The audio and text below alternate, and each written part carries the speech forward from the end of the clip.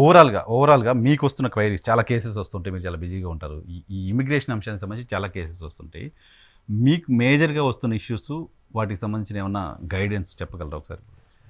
అంటే మిమ్మల్ని అప్రోచ్ కాలేని వాళ్ళు చాలా మంది నాకు కూడా కాల్ చేస్తారు. ఒకటేందంటే మీ చాలా మట్టుకు మీరు ఇమిగ్రేషన్ మీద అవేర్నెస్ అన్నది కంపల్సరీ ఉండాలి. అయితే నార్మల్గా అందరు చాలా యూట్యూబ్ ఛానల్ పెట్టేసుకున్నారండి, ఎవరికి వాళ్ళ యూట్యూబ్ ఛానల్ పెట్టేసుకుంటారు.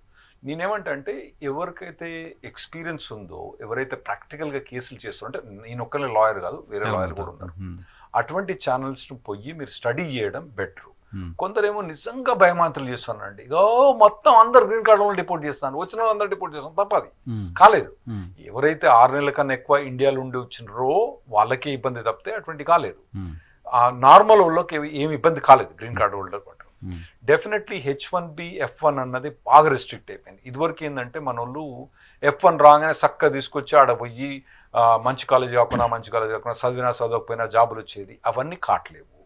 ఒకవేళ మీరు సిన్సియర్గా చదువుకొని సిన్సియర్ జాబ్ చూసుకుంటే మాత్రం ఇప్పుడు కూడా అక్కడ ఆపర్చునిటీస్ బాగానే ఉన్నాయి. కానీ మీరు ఏదో టైంపాస్కి వచ్చి ఇండియాలో దేనికి పనికిరాను తీసుకొచ్చి అమెరికాలో పడేస్తే ఆడ బాగుపడతారు అనుకున్న ఆ టోళ్ళను పడేయకండి, మా దగ్గర తీసుకురాకండి.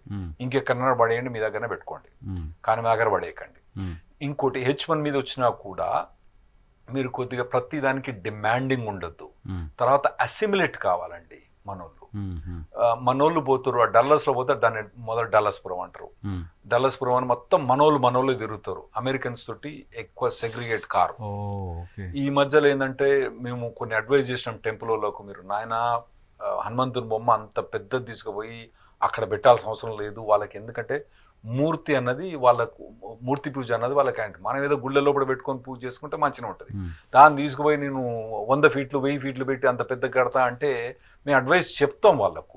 చెప్పేంత వాళ్ళు అట్లా కట్టి అనవసరంగా వాళ్ళకు గెలకడం అన్నట్టు. ఈ మధ్యలో కొన్ని ముస్లిమ్స్ అయితే మొన్న ర్యాలీ చేసినండి, మొత్తం నల్ల డ్రెస్ వేసుకొని ఎక్కడ మన మిచిగన్లా, అది చూస్తే మనకి భయం అనిపిస్తుంది, వాళ్ళకి ఎట్లా అనిపిస్తుంది? సో అటువంటి అన్ని మనం మానుకొని మనం ఆ కంట్రీకి పోయినప్పుడు అక్కడ కల్చర్ని కానీ వాటి రెస్పెక్ట్ చేసి, సరే మనం గుడ్లు కట్టుకుంటే ఎక్కడో కట్టుకొని లోపల దీపం చేసుకుంటే ఎవడేమన్నాడు, కానీ దాన్ని పెద్దగా తీసుకొచ్చి ఆ ఒక 100 ఫీట్లు అవి పెట్టి అక్కడ పెట్టాల్సిన అవసరం లేదు మీకు. ఇటువంటి అన్ని ఇరిటేట్ చేయకండి. తర్వాత లా అబైడింగ్ అన్నది నెంబర్ 1 ఏంటంటే యుఎస్ అన్నది, మన దగ్గర ఇంజనీర్ లేరా, మన దగ్గర డాక్టర్లు లేరా? మన ఇంజనీర్లు కదా అక్కడ పోయి మంచి పెర్ఫామ్ అయ్యేది, మన డాక్టర్లు కదా అక్కడ పోయి మంచి పెర్ఫామ్ అయ్యేది, మన లాయర్లే కదా అక్కడ మంచి పెర్ఫామ్ అయ్యేది, మన పొలిటీషియన్స్ అక్కడ పోయి బెటర్ అయిపోయారు కదండి.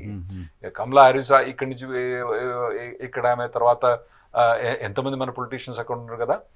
ఇవన్నీ ఉన్నా కూడా మన దగ్గర నుంచి అక్కడ డిఫరెన్స్ ఏంటంటే రూల్ ఆఫ్ ద లా అన్నది ఇంపార్టెంట్ అక్కడ. సో అది మెయిన్, అది వయలేట్ చేసిన వాళ్ళకి మాత్రం ఇబ్బంది అయ్యే ఛాన్స్ ఉంటుంది. సో అవి మీరు జాగ్రత్తగా ఉండాలన్నట్టు.